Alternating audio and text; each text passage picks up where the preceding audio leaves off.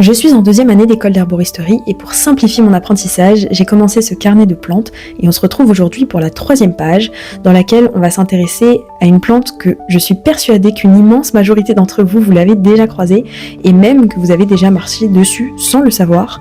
Et cette plante, c'est le plantain. Son nom, il vient d'ailleurs du latin planta qui veut dire plante du pied et ago qui veut dire pousser, je pousse. Donc vraiment la plante qui pousse sous la plante des pieds. C'est une des plantes les plus abondantes et accessible que vous trouverez. Vous la croiserez partout d'ailleurs, au bord des chemins, dans les parcs, dans les jardins.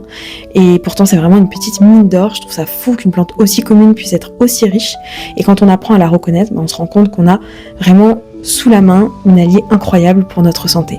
Le plantain, c'est une plante qui est géniale, il est anti-inflammatoire, il est anti-allergique, il est émollient, astringent, cicatrisant, hémostatique, vraiment on l'adore. Il va agir sur la sphère respiratoire, immunitaire, digestive et cutanée.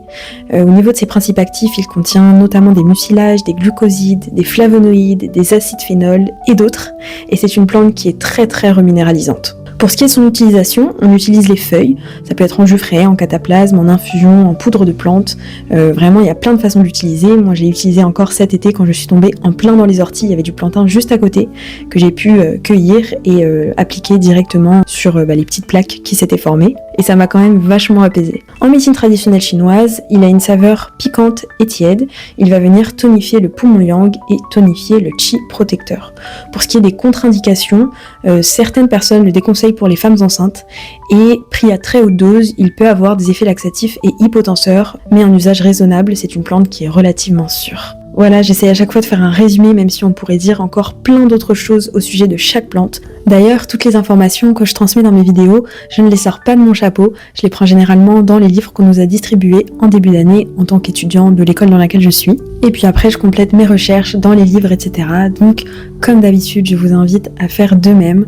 Renseignez-vous, c'est ce que je dirais à chaque fois, parce que c'est vraiment ce qui va permettre aux gens d'être éveillés concernant tous ces sujets-là qui sont tellement importants, qui concernent la santé, qui est la chose la plus importante et la plus précieuse que nous possédons tous. Et justement, le plantain, de par son abondance et son accessibilité, c'est une bonne plante pour commencer à observer. Si cette 3e page vous a plu, n'hésitez pas à vous abonner et observez bien désormais où est-ce que vous mettez les pieds. Et on se retrouve très bientôt dans une nouvelle vidéo pour en apprendre plus sur toutes ces plantes merveilleuses qui nous entourent et qui nous soignent.